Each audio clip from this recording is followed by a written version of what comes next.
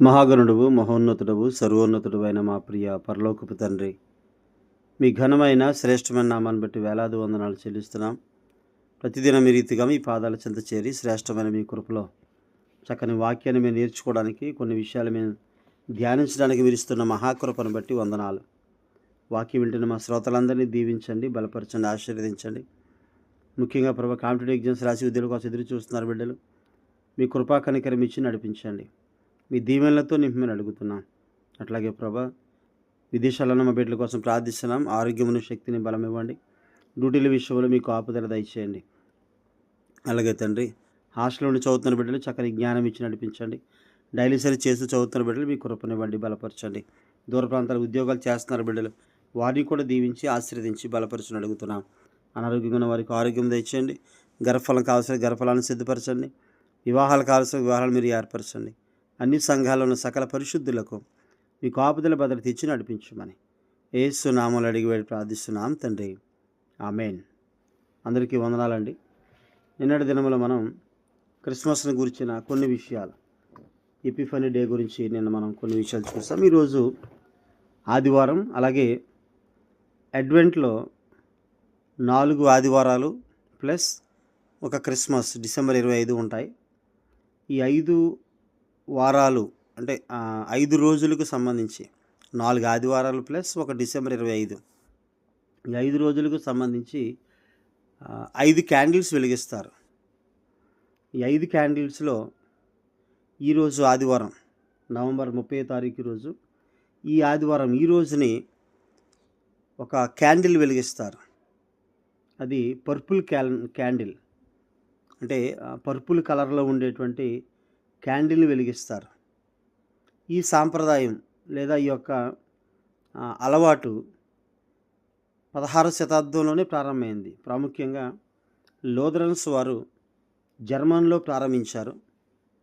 ఈ 4 ఆదివారాలు plus Christmas డేని, ఈ 5 రోజులు 5 రకాలైన క్యాండిల్స్ వెలిగించడం. ఎందుకు అని అంటే 5 క్యాండిల్స్ కూడా 5 రకాల ఉద్దేశాలతో వాళ్ళు ఏర్పాటు చేశారు.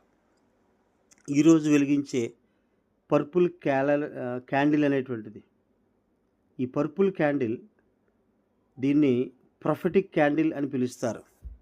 ప్రొఫెటిక్ క్యాండిల్, దీన్నే హోప్ క్యాండిల్ అని, దాన్ని తెలుగులో మనం నిరీక్షణ క్యాండిల్ అని పిలుస్తారు.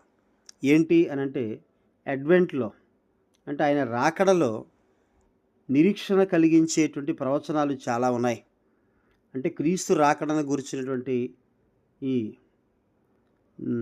ప్రవచనాలు అనేటువంటివి మనకు హోపును కలుగజేయడం, క్రీస్తు యొక్క రాకడను గురించిన నిరీక్షణ, ఆయన వస్తాడు, డిసెంబర్ 25న పుడతాడు, దాన్ని గుర్తు చేసుకోవడం కోసం ఇవన్నీ కూడా, అంటే పాత నిబంధనలో ఉన్న లేఖనాల్లో ఉన్న ప్రవచనాలన్నిటినీ కూడా వాళ్ళు జ్ఞాపకం చేసి ఈరోజు చదువుతారు.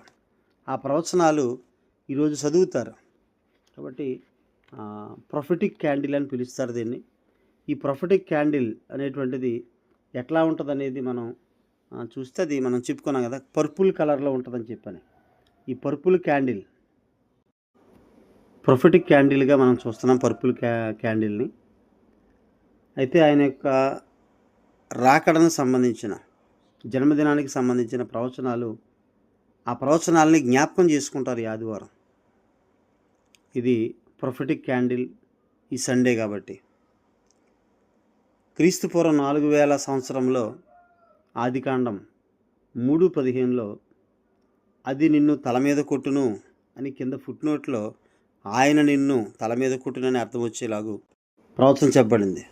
రోమపత్రిక 16:20లో సాతాన్ని కాళ్ళ క్రింద చితక త్రొక్కించును అని, ప్రకటన 22లో కూడా మాట మనం చూస్తాం. అలాగే క్రీస్తుపూర్వం 2000 సంవత్సరంలో హెబ్రీ పత్రిక 2:16లో అబ్రహాము సంతాన స్వభావాన్ని ధరించుకొని వస్తానని చెప్తాడు, ఆయన ప్రవచనం అది. అలాగే యోహాను సువార్త 8:56-59లో ఆయన అంటాడు కదా, అబ్రహాము కంటే ముందున్నవాడును అని చెప్తాడు ఆయన. ఆయన సశరీరుడుగా, తిమోతి మొదటి పత్రిక 3:16లో. అలాగే ఆదికాండం 49:10లో షిలోహు గురించి మనం చూస్తాం, రాజదండము అని, తొలగిపోదు అని. కాబట్టి ఇవి అంటే సంవత్సరాలు ఎందుకు చెప్తున్నారు అని అంటే, అన్ని వేల సంవత్సరాలకు ముందే ప్రవచనాత్మకంగా ఆయన గురించి రాయబడినవి ఈరోజు చదవడం వల్ల ఒక నిరీక్షణ కలిగింది. అప్పట్లో మెస్సియాను గురించిన నిరీక్షణ కలిగింది. అలాగే క్రీస్తుపూర్వం 1500 సంవత్సరంలో మోషేతో చెప్పారు. ద్వితీయోపదేశకాండం 18వ అధ్యాయం 16-18లో నా వంటి ప్రవక్త ఒకడు మీలో నుంచి పుడతాడు అని. దాని గురించే యోహాను సువార్త 1:21-22లో బాప్తిస్మిచ్చే యోహాన్ని అడుగుతారు అక్కడికి వచ్చిన వారు, నీవు ఆ ప్రవక్తవా? ఏ ప్రవక్త అంటే యెహోవా దేవుడు చెప్పిన ప్రవక్తవా అంటే కాదని ఒప్పుకుంటాడు అక్కడ. అలాగే క్రీస్తుపూర్వం 1000వ సంవత్సరంలో దావీదుతో చెప్తాడు. కీర్తన 132:17లో దావీదునకు కొమ్ము మలవ చేసేదను, ఆయనే రక్షణ శృంగమని లూకా సువార్త 1:75లో, మత్తయి సువార్త 1:1లో దావీదు కుమారుడైన యేసుక్రీస్తు వంశావళి అని చూస్తాం. లూకా సువార్త 1:27లో ఆయన దావీదు కుమారుడు అని. అంటే దావీదుకు కొమ్ము యెషయి ముద్దు నుండి చిగురు పుట్టిననే మాట అక్కడ మనం చూస్తాం. అలాగే నజరేయుడని పిలువబడతాడని ప్రవక్తలు చెప్పబడినట్టు మనం చూస్తాం. మత్తయి సువార్త 2:23లో ప్రవక్తలు చెప్పారు ఈ మాట, ఆ మాట నెరవేరబడినట్లు ఆయన నజరేయుడు అనబడును అని. నజర్ అంటే చిగురు అని అర్థం అండి. యెషయా గ్రంథం 11:1లో యెషయి ముద్దు నుండి చిగురు పుట్టినని చూస్తే, ప్రకటన 22:16లో ఆయనే చెప్తాడు, యెషయి కుమారుడైన దావీదుకు వేరు చిగురును అంటాడు ఆయన. అలాగే నజరేతుకు చెందినవాడు ఆయన. నజర్ అంటే చిగురు అని. దావీదుకి చిగురుగా, యెషయి ముద్దు నుండి పుట్టిన చిగురుగా, దావీదు వంశవాడిగా మనం చూస్తాం. నజరేతులో నుండి వచ్చాడని, ఆయన నజరేయుడు అని. మార్కు సువార్త 1:9లో బాప్తిస్మం నజరేతులో తీసుకుంటాడు. లూకా సువార్త 2:39లో నజరేతు ఆయన ఊరని చెప్పబడింది. లూకా సువార్త 2:51లో నజరేతుకు వచ్చి తల్లిదండ్రులకు లోపడ్డాడని ఉంది. అలాగే ఇర్మియా గ్రంథం 23:5-6లో దావీదుకు నీతి చిగురును పుట్టిస్తాను అంటాడు ఆయన. అదే ఇర్మియా గ్రంథం 33:15లో, కొరింథీ మొదటి పత్రిక 1:31లో ఆ మాటలు మనం చూస్తాం. నీతి, ఆయనే మనకు నీతి అని ఉంటుంది. అలాగే జకర్యా గ్రంథం 3:8లో చిగురు అను నా సేవకుడు వస్తాడు అంటున్నాడు. చిగురు ఎవరు? యెషయి ముద్దు నుండి పుట్టిన చిగురు ఎవరు అంటే ఈయనే ప్రభువైన క్రీస్తు. ఆ చిగురు అంటే మనం భాషలో, మూల భాషలో మనం చూస్తే ఆయన అంటాడు కదా, నజర్. హీబ్రూ బైబిల్లో నజర్, గ్రీకులో చిగురు అని మనం అర్థం ఇక్కడ మనం చూస్తామండి. అలాగే లూకా సువార్త 1:75, అపోస్తల కార్యాలు 3:26లో ఆయన సేవకుడు అని రాయబడి ఉంటుంది. మత్తయి సువార్త 21:11లో ప్రజలందరూ చెప్తాడు ఆయన నజరేతు వాడని.